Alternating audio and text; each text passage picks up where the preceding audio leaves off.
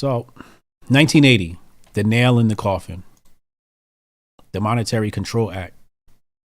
So I'll begin reading from my document. My research volume called The Patriot Report, Unmasking Conspiracy of Money and War, available on Amazon. I'll show that to you now.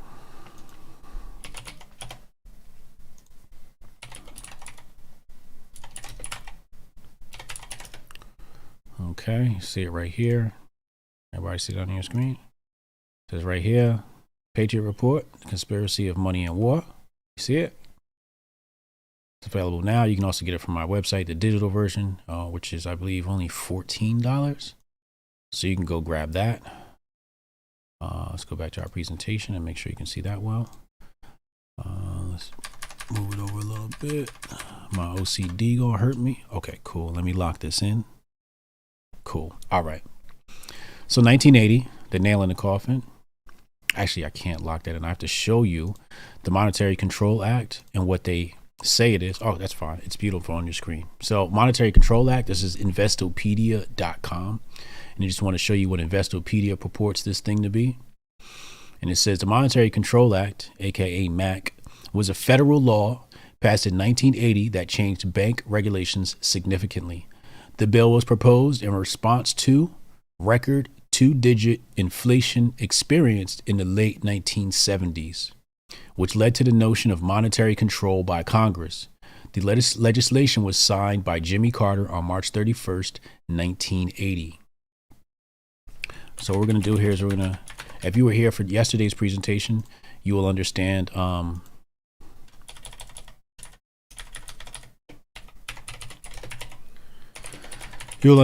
why there was inflation.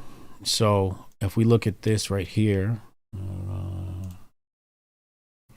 so people laugh at Venezuela and lots of foreign countries in regards to hyperinflation.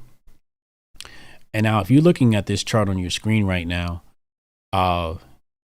you should be aware that this is hyperinflation. So people say, what would happen to the United States of America if we experience hyperinflation? Well, we already have. And if you go look at what America was like in the late 70s, you would understand what hyperinflation looked like and how it hurt the economy and how it hurt the little people. And that's what we're going to be talking about today. Now, if you watched the previous presentation, which was on the Bretton Woods Agreement, which should be quite alarming to you, you understand why we experienced hyperinflation. Do you see this chart? Do you people see this chart?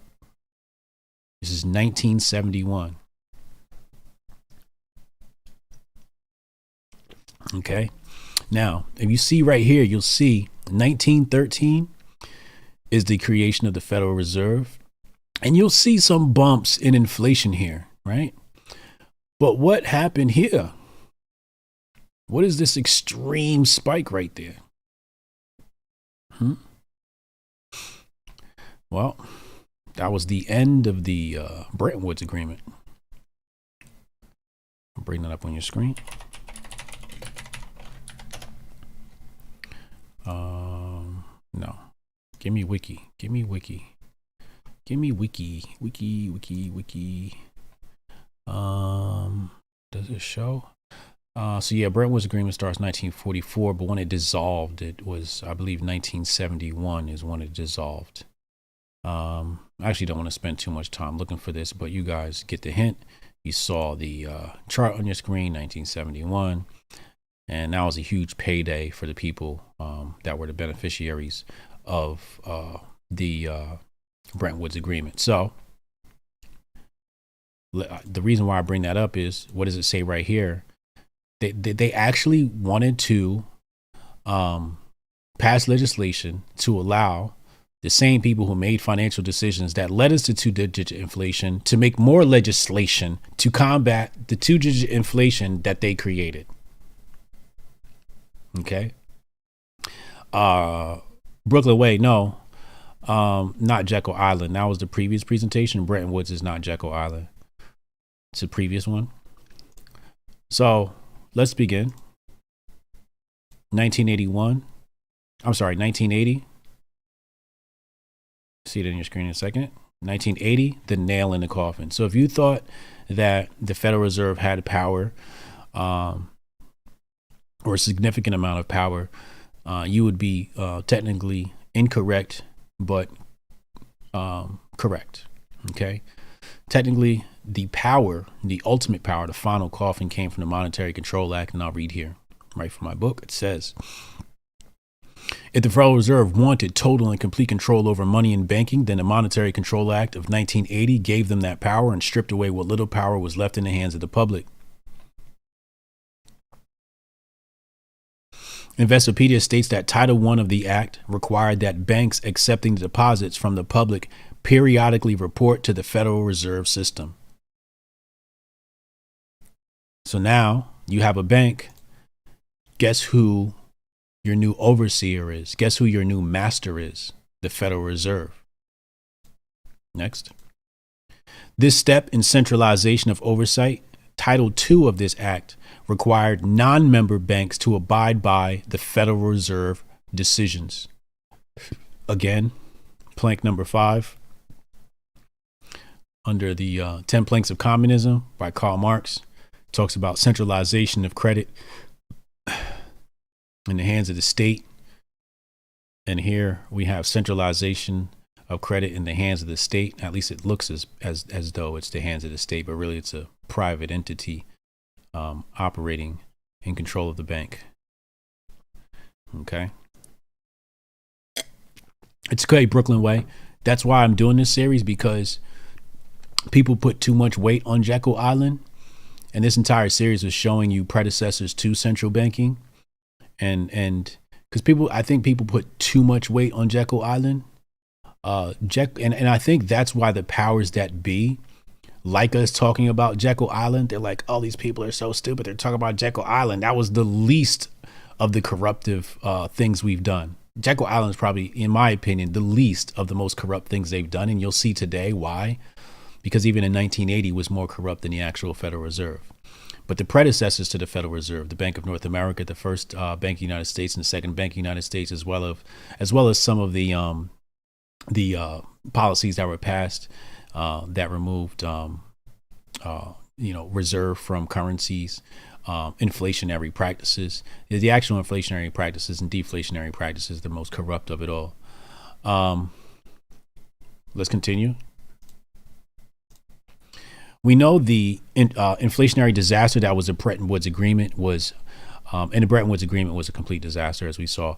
You can say whatever you want about the Federal Reserve, but it wasn't until the Bretton Woods Agreement came in that we experienced hyperinflation. We had inflation, and I showed you on the chart. I'll show you one more time. Nope, not that. Nope, not that. We'll get to that in a second. Right here, you'll see this time period. About 60 years have passed under the Federal Reserve, and we did experience inflation, right? But it wasn't until the Bretton Woods Agreement and people cashed in on our taxpayer dollars that we experienced hyperinflation. So as I said, they really, and again, remember what I did the research on the Monetary Control Act, and it doesn't pop up. People aren't talking about it because they don't want you talking about this stuff. They want you talking about the Fed and Jekyll Island. They want you distracted so you don't see the actual policies and legislation that was put into place that crippled and stole your freedom and stole your tax dollars. OK, that's why we're doing this series. That's why when I did this research, it was very important for me to publish the Patriot Report so people understand exactly what's going on here. But they want you distracted by Jekyll Island. I'm not. So somebody, when I tell them about, hey, I wrote a book on the history of money, they go, oh, yeah, The Creature of Jekyll Island. That's a great book. And I'm like, yeah, true. But I didn't use it as a source. And they go, what? How do you not use that as a source? I'm like, because it's unimportant.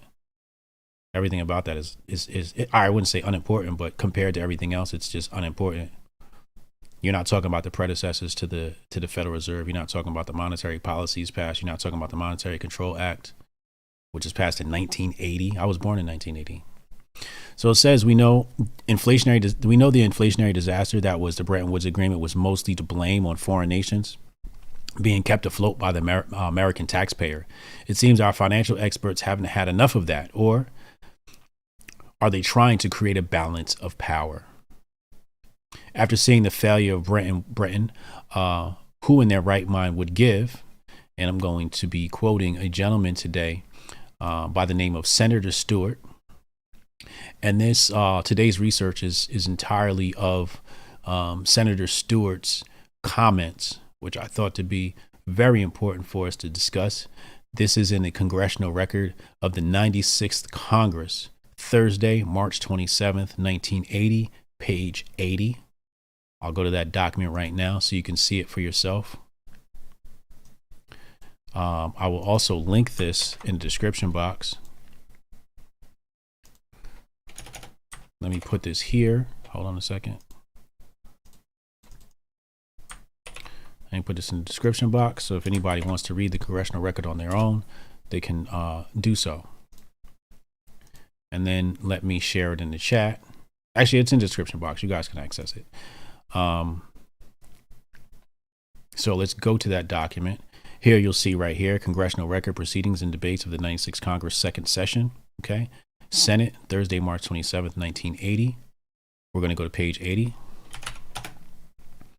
And if you come down here, you'll see right here, it begins with Senator Stewart and some of his comments. And it begins right here, the depository institutions deregulations, right? And this is what we're going to read from in a second. It says here, the Federal Reserve, the Federal Reserve, the power you would give the Federal Reserve the power to use the debt of foreign nations as collateral for printing of Federal Reserve notes. This now permits saddling the American taxpayers with foreign debts. Okay.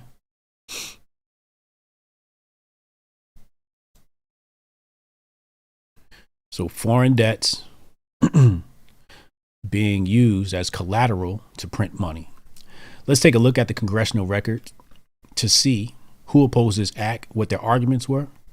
The two common problems I find in most bills, especially today, are they are too long and the wording is too complex. Maybe this is intentional to make it easier to pass garbage through the system, but Senator Stewart actually recognizes this, and this is where we are right now, the Depository Institute regulations. So you'll see right here, the Depository Institute of Regulations. I'm pulling this right from Congressional record. It's right. It's all right here. Nice and photocopied with the link from congress.gov. And it says, the Depository Institutions Deregulation and Monetary Control Act of 1980 is one of the most complex and least understood pieces of legislation that I have ever seen come before a legislative body. Yes, Pamela, collateral is the prime word. Let's talk about that, actually. Pamela's talking about this slide here. Or is it this one? No, it's this one. So collateral, right? So you have a nation that is impoverished and is in extreme debt, and you want to leverage that debt as collateral to print money. That actually doesn't make any sense. How can you create something from a deficit? You need an abundance of something to create something else, right? So how, like they just literally just made this whole financial system up, like just pulled it out of their ass, literally. I mean, just to be honest, it just makes you can't use debt as collateral. What you can do is you can use debt as collateral for power. And that's really what they're saying. They're saying, look, these people have debt and they owe us. So if anything goes wrong, we could blackmail them, not blackmail them, but you know what I mean? We can say, hey, look, you owe us money. So you got to help us in this war. Or you got to help us do this. Or you got to help us do that. So it's just basically it's a way of owning another country. All right. Holding that debt over their head. So he says here, the Depository Institutions Deregulation and Monetary Control Act of 1980 is the most complex and least understood pieces of legislation that I've ever seen come before a legislative body. Now, what did I say before? They always make these things hard to read. And again, when you're dealing with, monetary policy and the verbiage that's in monetary policy, it's very easy to get confused. So when you have thousands of pages of confusing language, how can you really assess and discriminate and investigate the information in them thoroughly in only a finite amount of time. You just can't. It's an impossible task. It's thousands of pages. And we see this happening with the pandemic bill. You know, when people are like, oh yeah, it's 80 million pages or whatever it was, right? Somebody tell me how many pages the bill was. But it's like, who's reading that?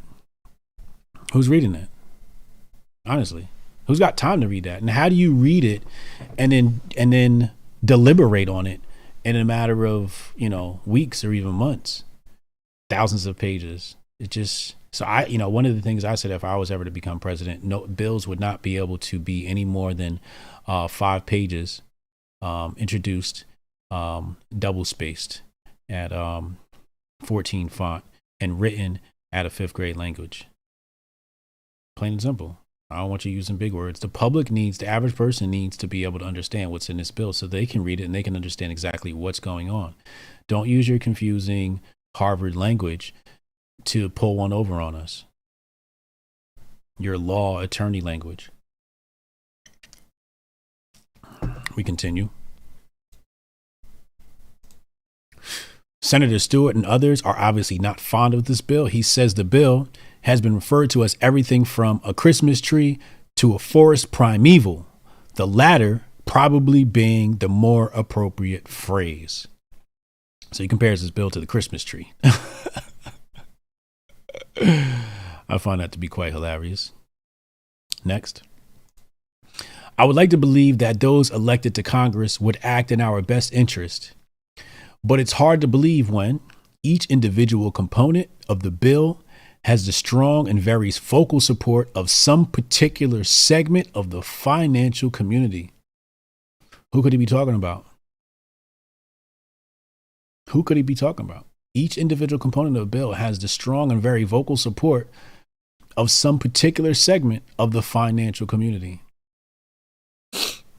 Who's he talking about here? Special interests? Special interest groups? So again, I say, am I at fault for being suspicious of a bill that was never the subject of extensive debate on the Senate floor? At least during this session, and in fact, was never even a subject of a final markup in the Senate Banking Committee.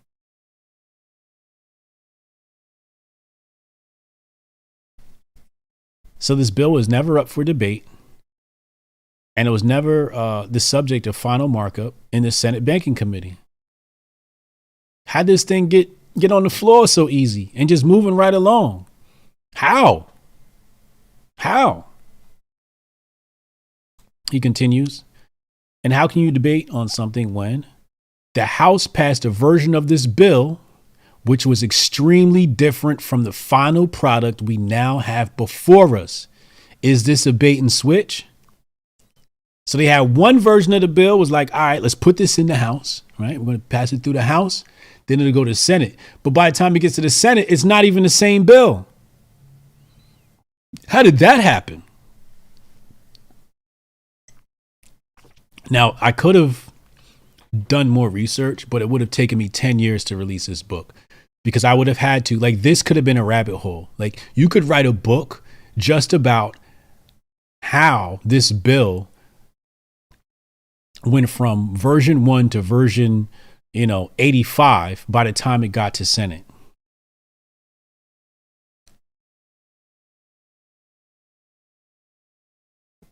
Okay.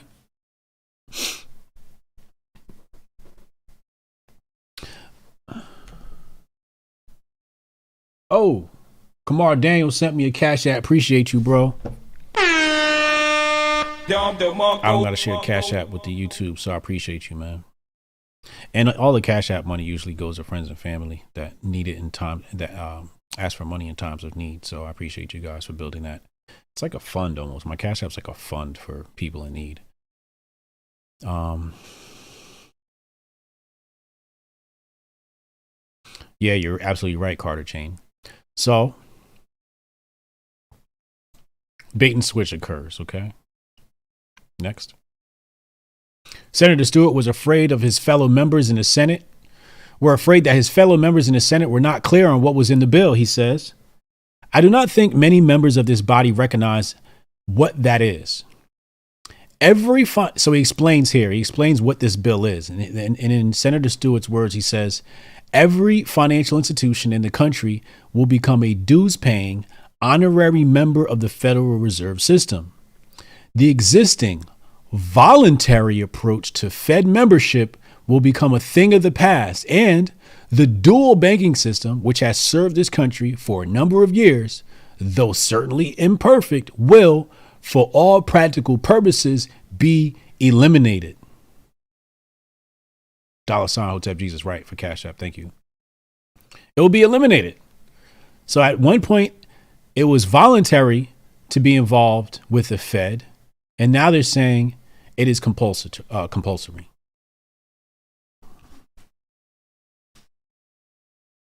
Again, policy, right? We want to say, oh, the policy of 1913 was evil, Yeah, but what gave the Fed its power?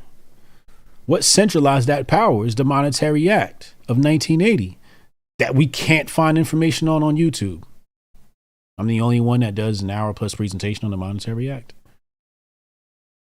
That's alarming. That's just, I find that, all the universities that exist in the world and nobody was like, hey, let's do something on the Monetary Control Act. Maybe the black van's about to pull upside my house because I wasn't supposed to talk about this. I don't know.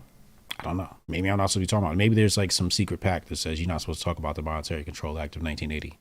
And I'm breaking it right now. And they're going to come to my house or something like that and arrest me, the FBI.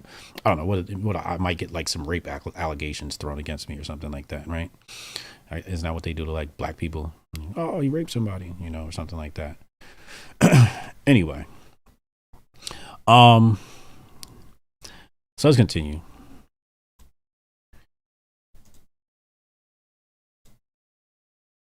So it says, and why was Stewart concerned about the passing of this bill? Because this bill creates, and he says, a further concentration and centralization of power and influence in this country. And this reason alone causes me great concern about the effect that this legislation will have in regards to increasing that concentration. And he admits this bill does very little to ease my concerns. Right? So he says here, remember, we talk about communism, socialism on this channel and Marxism, and the 10 planks of communism. Fifth one says centralization of credit within the hands of the state. And what does he say here? Further concentration and centralization of power and influence in this country. He literally uses the word centralization. What is Bitcoin? Decentralization. Right? Who's involved in Bitcoin? Who helps people? Who onboards people into Bitcoin? We do. The Hoteps do. Right here. Coinbits. Right here, Coinbits. Coinbits.app. It's decentralized. Bitcoin is decentralized. That's why we push it. Let's continue.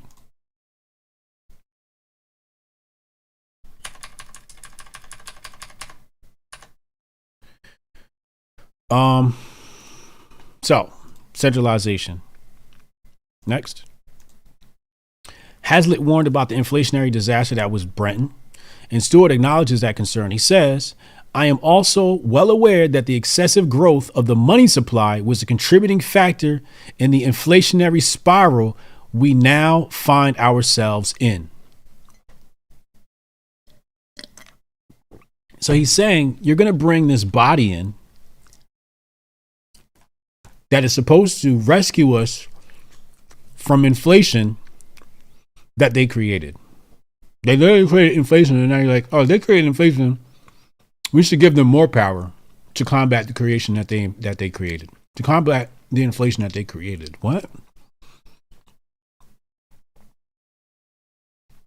If somebody mowed your lawn, right, and the next day you had yellow patches and it just looked disheveled, you might give them a second chance. They have a good excuse. They come and say, hey, man, I don't know what happened. Well, next one's on us.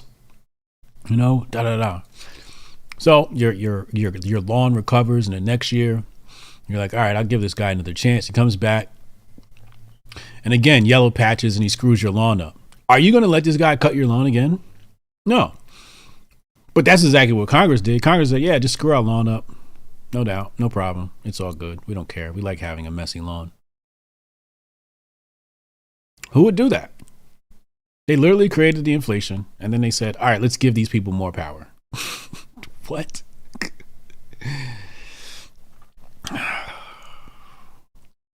Next. So, the financial disaster that predated Britain was treated with and caused by inflation. And now they're back in Congress giving more power to the inflationary machine. All right? So they treated inflation with inflation. Another problem I see with bills are they are crammed with many policies within policies. Now, we saw that with the pandemic bill. How many bills were inside the pandemic bill? How many agendas were inside the pandemic bill? I think inside the pandemic bill was like gender studies classes for India. It's just like, what? What? How did we get here, yo? What are y'all doing?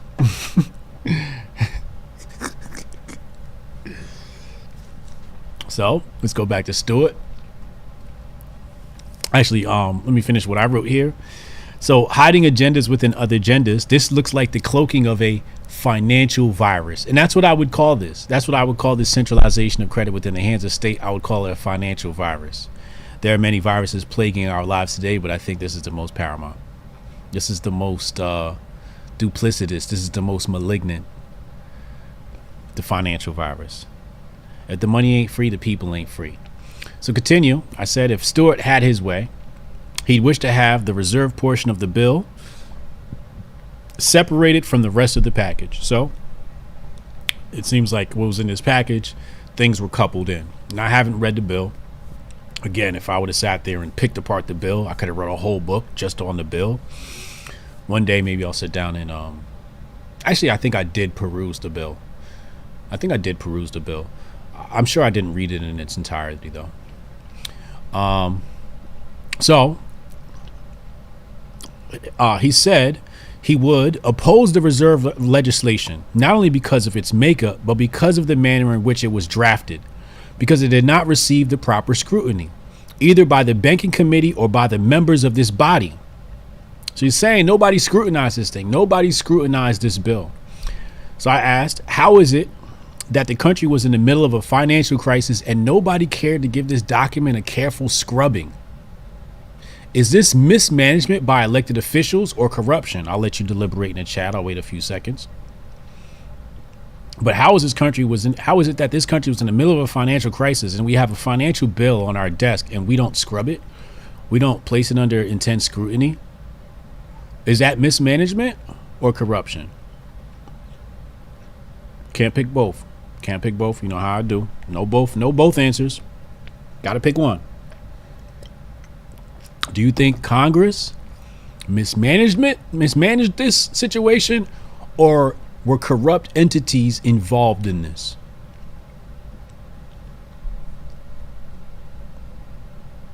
Next. After some pushback on the matter from other senators, Stewart reiterates his distrust with the Fed. And again, you can read this conversation in the Congressional record right here. You can see the back and forths. Okay, I only included what I deem to be the most relevant. So he says, I do not think the Federal Reserve will have the capability to control the monetary policies of the country fully for a lot of reasons. Then he backs up his claim later with what appears to be hypocrisy on the side of the Fed. Stewart cites in a press release from the Fed, which stated, the board also expects that banks, as appropriate and possible, will adjust lending rates and other terms to take account of the special needs of small business and others. So basically saying that the Federal Reserve issued a press release and said that all the banks underneath their jurisdiction have to take care of small business. You got to take care of the little guy. However,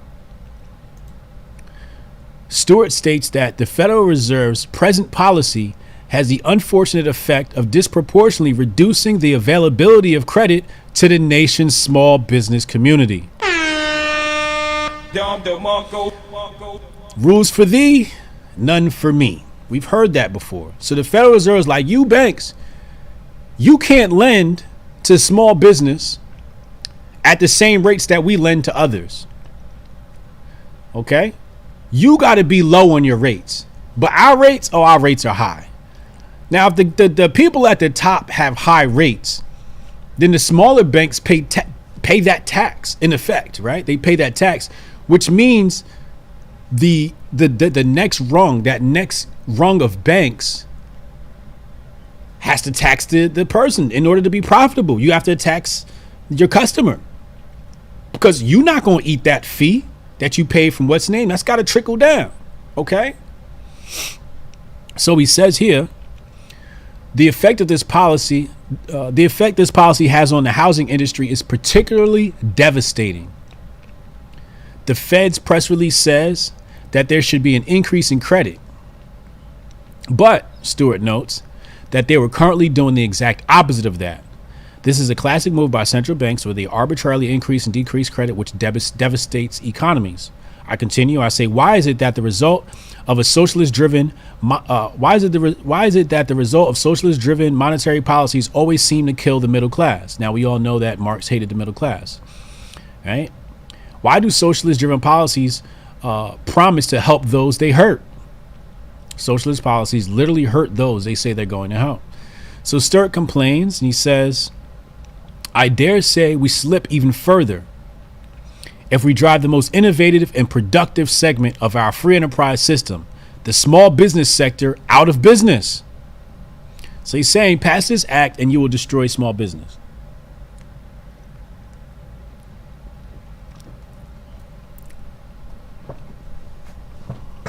Master Sword said, can't nothing this precise be accidental? That's correct. That's correct. It's got to be corruption. It can't be mismanagement. At least I don't think so when I'm looking at the facts. I refuse to believe the people are that dumb to allow something like this to happen. So again, small business destroyed by these policies.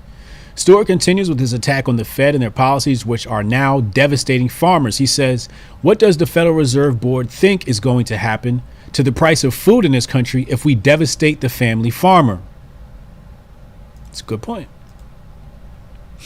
Stewart makes a plea for small business and working class. The Federal Reserve's monetary policies have succeeded in ensuring that credit is available for investment if you can afford the price. Rules for thee, none for me. This goes back to minimum wage. Like, who can afford to pay somebody $15 an hour? Small business can't afford to pay somebody $15 an hour and they want to raise it. But Amazon can, Walmart can, Target can, McDonald's can, Burger King, Wendy's, all these megacorps can afford to pay that. They can afford to pay that. So when you implement something like minimum wage, you think you're doing something good for people, but you're actually destroying their ability to rise the classes of society, from lower class to lower middle class to middle class to upper middle class to upper class. And without small business, how do you create jobs for people? Everybody has to work at Amazon and get the same type of skill set, which really is just like, oh, what are you in packaging? And you know, if you're at Walmart, you know, you're just learning how to be a cashier. Like, these aren't highly marketable skills that you can turn around and get a six-figure job for the next year.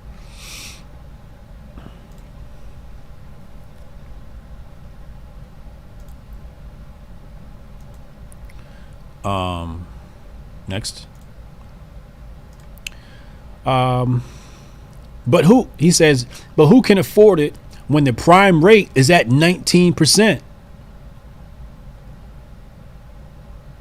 That figure is higher than the farmers, the home builders, and the small businessman's average profit margin. Remember, I was talking about that. You eating into people's profit margins with these rates. He continues. Excuse me. The Federal Reserve's grand policy has the effect of crippling the most productive and traditionally the most innovative sector of our economy, small business. And this is what Big Corp is afraid of, right? Big Corp doesn't like small business. And I'm going to tell you why Big Corp doesn't like small business. And it's exactly why what Senator Stewart is referring to here. Innovation. Struggle creates innovation. When you have a budget, a large budget, you tend not to be creative. When you have no budget, in order to attract business, you have to get creative. And usually what you have is hyper growth when you get creative. And then you actually end up competing with big corp. And they don't like competition. So if they can destroy you before you even get the opportunity to be innovative, they stay in power. Innovation destroys corps. Google, in its inception, destroyed Yahoo. Completely replaced them as the search engine for the internet. Little startup. Okay. So they're afraid of that. And obviously Google now has been, purchased. And all right, let's continue.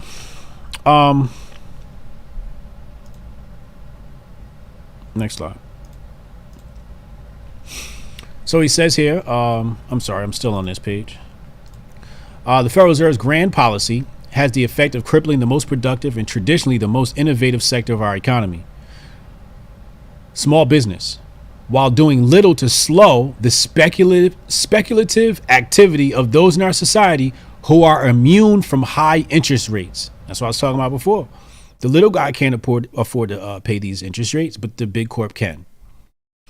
So I asked, why do socialist economic policies always seem to benefit the rich and the few and hurt the rest? Again, this is drawn from my book, The Patriot Report, Unmasking the Conspiracy of Money and War. We on the money section. Is the final section of the money section. Shout out to Jabaria Judy. Says most politicians have never took a financial class. So you add enough big words to a bill, they won't read it. You just sell them on it. Will be good for elections and voters. They're easy to fool. Most politicians are whores. Correct. He's absolutely right. That's exactly what happens. A majority of our society, I believe, is not financially literate. My daughter just turned 18. One of the first things I did was set her up with financial accounts, and we're setting her up with a strong financial education. Now that she's 18, she's got to understand this stuff. So working with credit cards, and banking, and investing, and crypto, or I should say Bitcoin. This is what we're. So for our birthday, I gave her $1,000 worth of Bitcoin. I'm going to transfer it to her cold wallet. So let's continue. So during the COVID-19 pandemic of 2020, so I found this article from Washington Post. It's called America's Biggest Companies Are Flourishing. So I'm going to put that on the screen now, actually. I didn't think about that before. So let's do it now.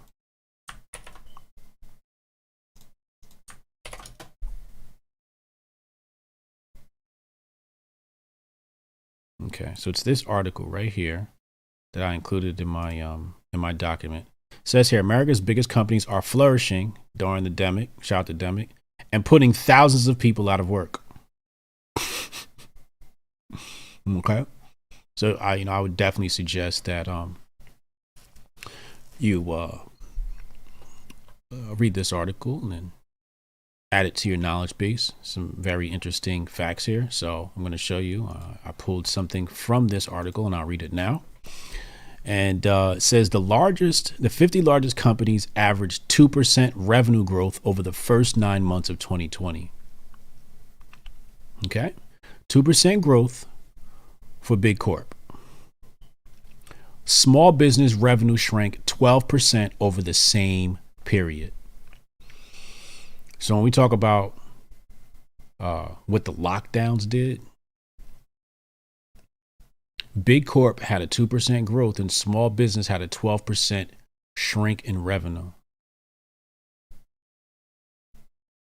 Again, Karl Marx hating the middle class.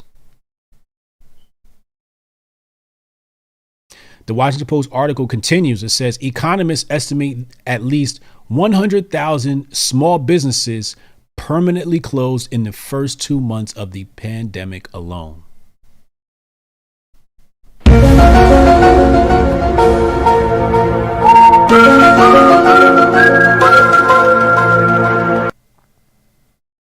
$100,000 Small businesses permanently closed their doors in the first 2 months of the pandemic. 100,000 in 2 months.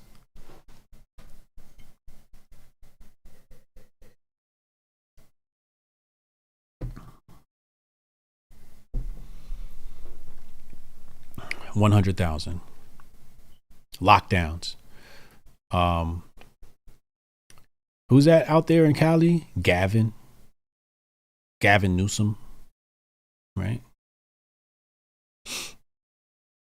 These people in New York City who wanted lockdowns.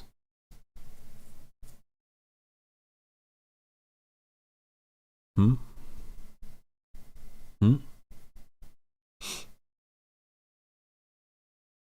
So we continue. It says, either financial history repeats itself, elected officials are remedial in their thinking, or corruption abound. So Mr.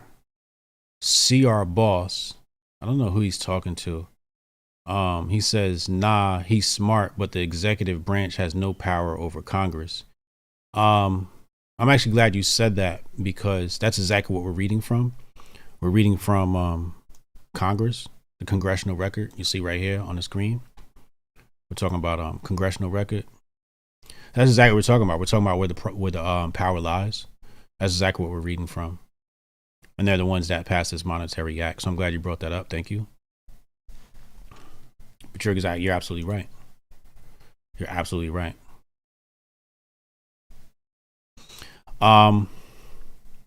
Stewart adds, he says, it is my understanding that during the first quarter of this year, while home builders and others in my state were going out of business, merger and acquisition activity in this country by the large size corporations skyrocketed.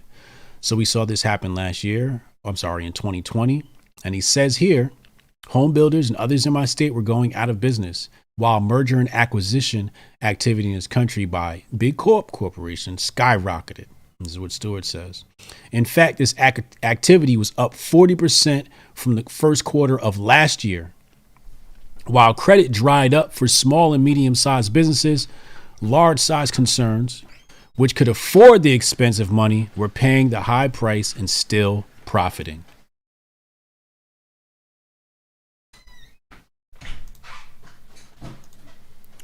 Ladies and gentlemen, this is the Monetary Control Act. Yes, you can nominate people for a grifty. I'll show that to you now. If you go to grifties.com, it says right here, nominate a grifter. You just type their name in right here. Right? So we'll type in, let's type in Gavin Newsom. Right? You hit that button right there. You pop your name, your email address. Make sure you select, is it a person or a group? Because we have 2 categories. Pop your credit card number in, and at $3.97 will go to our nonprofit organization, 501c3 Hotep Nation. Thank you for supporting us. And you'll see here groups, right? And then we have here personas. Right now, Don Lemon is in the lead. You see it right there, okay? So yes, you can nominate. Wait, you probably don't see that on your screen, do you? I'm sorry, y'all. Here, there you go. So you'll see this box right here. It says nominate a grifter. So I'll just type the name in right there. Actually, let me reset that. Oh, baby. Right there, you do it like this. Hit the button. Name, email, credit card information. This is all done through Stripe. Stripe is our payment processor. Hit submit payment, and you're good to go. Okay, so yes, you can nominate people, and then others can vote on that. Right below, it'll say who nominated. So it'll say nominated by, so you can put your name there so you can get your grift on. Or you can leave it blank and be anonymous. That's all the way. That's up to you. Okay. It's completely up to you. But yes, just go to grifties.com. You can watch the grifties on grifties.com, featuring Jason Whitlock and others. And you can participate, nominate, and vote. Does it make sense? Make sense, everyone? Thomas Carbone, he said, past due tuition, $50. Thomas, you're doing a good deed, sir. Thank you very much for paying tuition. Pamela White, thank you. I appreciate you. $20. That's a lot of love. I appreciate you guys. You like the info? Thank you. Lauren, you got okay, yeah, she got one.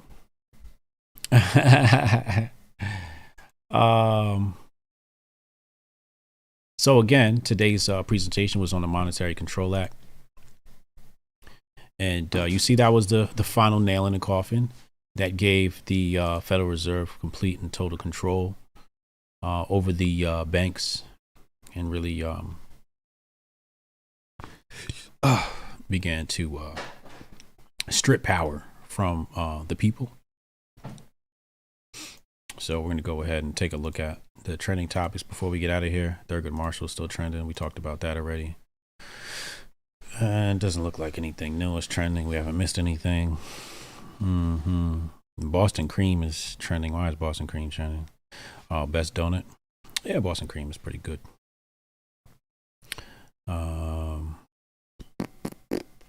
Yeah, well, there you go. Nothing new. I'll hang around for about 5 minutes with you guys and talk about things. We could do a little AMA if you want to ask me anything, etc., etc. And I'll go ahead and plug the rest of my stuff. So just so you know, I'm avidly involved with chess. So please go to the Hotep Chess channel and subscribe to all of our content creators. Hotep Nation, first and foremost, subscribe to the Hotep Nation channel. Get all of your Hotep Nation content there. Uncle Hotep. You gotta subscribe to everybody. Cannon, go get Cannon. Subscribe to Cannon. It's our local Second Amendment guy. Got all the guns. And there's my chess channel right here, Hotep Chess. We just broke 404 subscribers. So the channel is slowly growing, but you know it's a passion of mine. I'm doing my best to contribute to the chess community and make chess great again. Is Unc going to Hotep court tonight? Nah. There was a reason why he tweeted that out. I'll show you guys that tweet really fast. That was funny though. So if we go here, so Derek Nash put out this tweet. He said, "Using pics only, can someone give me an example of what non-toxic masculinity is?" And well, I can't show it here, but you guys can go look at that because YouTube is real funny when it comes to that stuff. But yeah, there you have it. So he was talking about the feminization of the male and all that comes with that.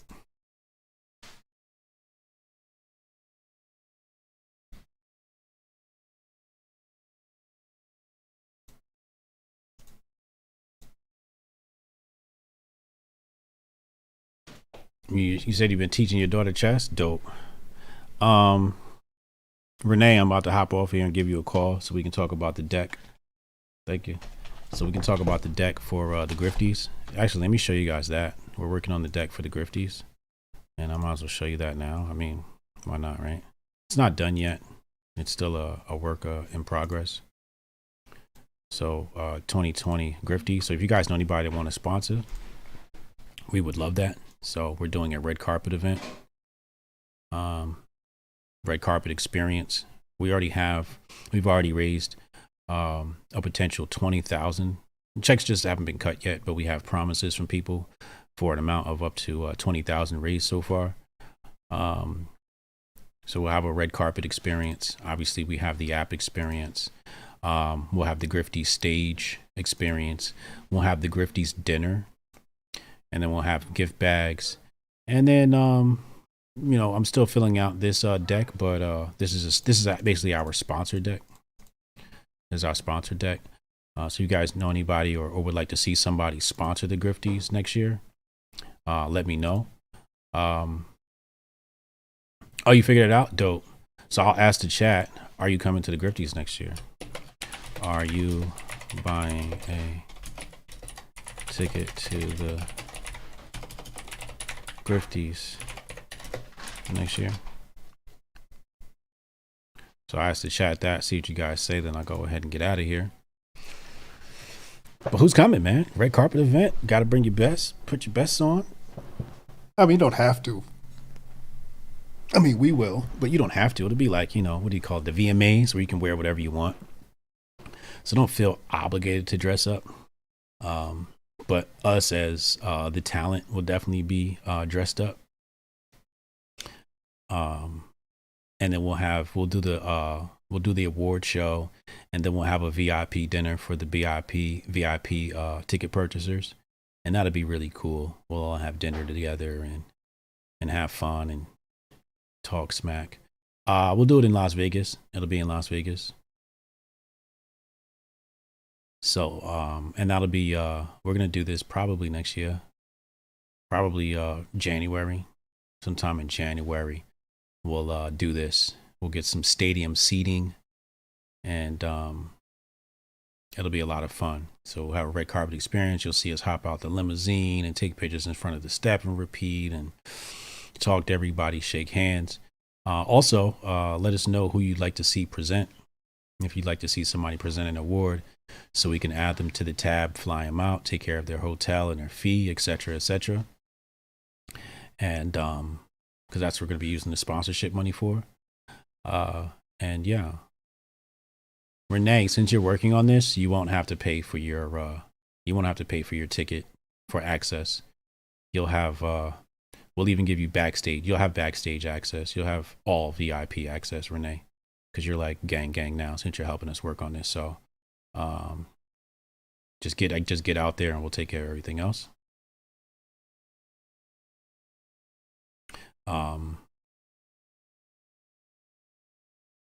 He said, I'm gonna dress like I still sell dope. Lauren said, gotta make plans. Absolutely. Ryan, you coming? Yeah, you gotta come, man. You gotta come. This shit gonna be lit, man. It's gonna be lit. So we're gonna do the Grifties, but live on stage. And it's gonna be wild. I might be on stage with a bottle of champagne in my hand, just wilding out as I introduce everybody. It's gonna be crazy. It's gonna be crazy fun. We'll record it. We'll have photographers, videographers. We'll get media out there, and we're gonna do it big. We're gonna do it big. It's gonna be a nice little weekend shindig. Have I ever been to Europe? Actually, I've never been to Europe. I've been to Africa, South America, never Europe. I'll have to visit after the mandates drop.